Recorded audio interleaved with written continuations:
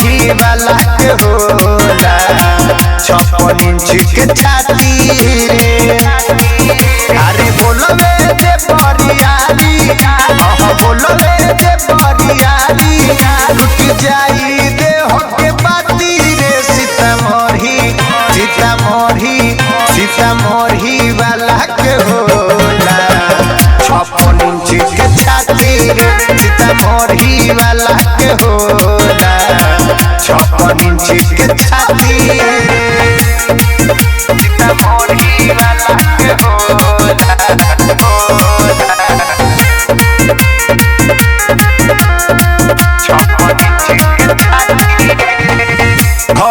घर से रही हवा हो खेला पाएला रहबे जे तमीज में रही सुन पाएला। सुन पर जाई भारी करबे जे रंगदारी। अरे महारी जे कथा पर अरे महारी जे कथा पर लाग जाई दाती रे। सीतामढ़ी वाला के होला 56 इंच के छाती रे। सीतामढ़ी वाला के होला 56 इंच के छाती रे।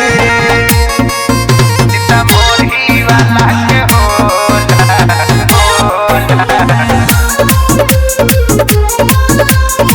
56 इंच के छाती रे।